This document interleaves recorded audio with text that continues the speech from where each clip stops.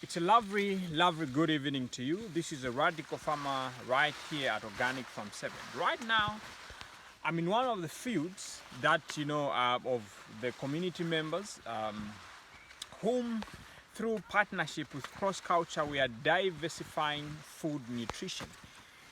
And I'm going to title this presentation, like this tour, as hunger is a choice. Hunger is a choice, okay? Now, let me make this very clear because most of you are very good at misunderstanding the context of things. I want to make this very, very explicit and very clear, and you're going to understand why hunger is a choice. Now, we're excluding natural disasters. Some of you, in your head, you're locked up and you're thinking, no, how about those that are hit with catastrophes? Like we're talking about people that have got war, people that have got drought. Let us remove natural disasters out of the equation. Number two, let us remove people that are physically disabled. This is not for them. I'm speaking to someone who has got hands, he has got ears, he has got legs, and he has got a brain, and all these parts are functional.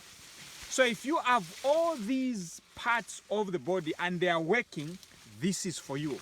If you are in a natural disaster, if you are in a place where there is war, you are physically disabled or mentally disabled, this is not covering you. We understand that you don't choose to be hungry.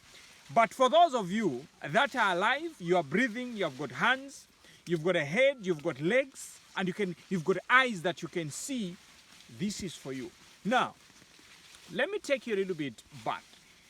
There is a time in Africa we used to grow our own food and we could replant the seeds. We could grow food without fertilizers. We could grow food without pests. We could grow food without inputs or without any external forces affecting and influencing how we grow our food. But that freedom has been sold on a silver plate, to the point that the majority of farmers and even graduates from schools of higher learning don't know that we can grow food without any external inputs.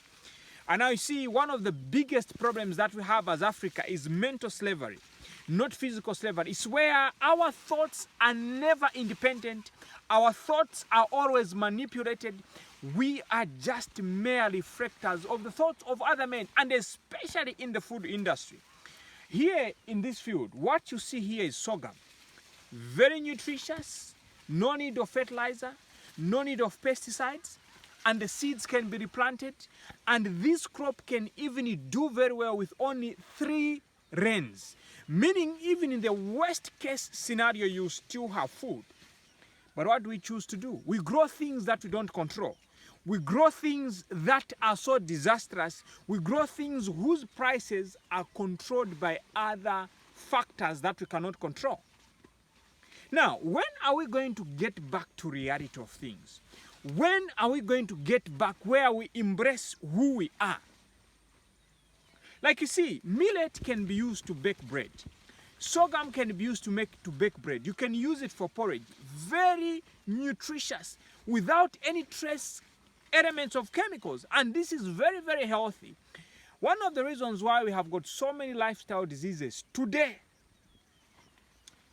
in our hospitals, you can see that UTH is expanding. There is a pharmacy in every corner, and that is not good. That is a clear indication that there is a healthy problem, and most of the diseases that we face today, even the mental problems, they are coming from the food, because our bodies are built from what we eat. As Organic Farm 7 and our community, we have taken a bold step. We are transforming. We are getting back to the roots. If you don't want to change, stay there. As we've taken a step, as you can see here, every community member in our community, 50 households, in partnership with Cross Culture, every household was given 2 kgs of sorghum to plant. And you can see, this is enough to take care of the biggest family in this community. You can grow maize, You can do these other things, but one thing, we have taken one step at a time. Last year there was a drought, there was hunger. This year there's too much rains. But the point is, whether we have rains, we don't have rains, the point is we need to grow healthy food. We need to grow food that has got less troubles. We need to grow food that needs less inputs, and by so doing, we are enhancing food security. Look at how we are running to and fro last year. Everyone is complaining, no boma yanganepo about mildew. Those problems you have at your house, you should be fixing them.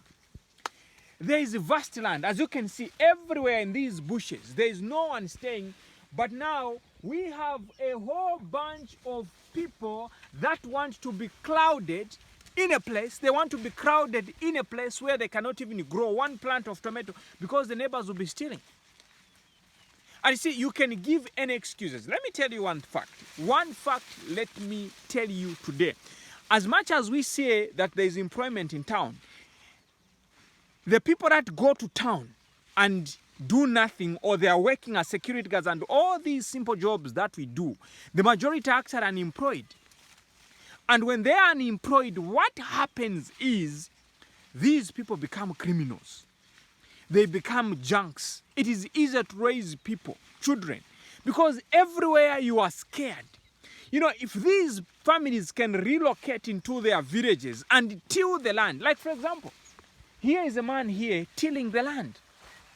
He is working in his field and he's going to have healthy food, he's going to have clean air, he's going to have fresh water. You see, one of the problems I think what contributes heavily to hunger is laziness. In this very community, there are families that have done nothing. Okay?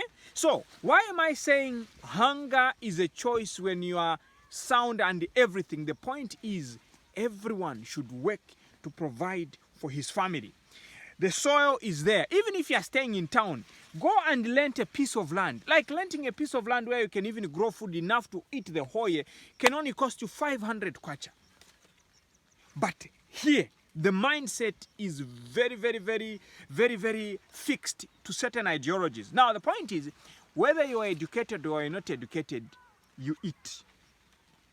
And the quality of food you eat will affect your pocket, whether you like it or not. You can say, no, I have money to buy. Do you know what you're buying?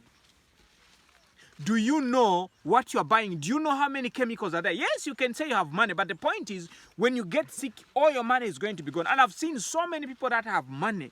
They spend their money on health because they don't know what they are growing. When you grow your own food, you eat what you grow. You know what you eat it.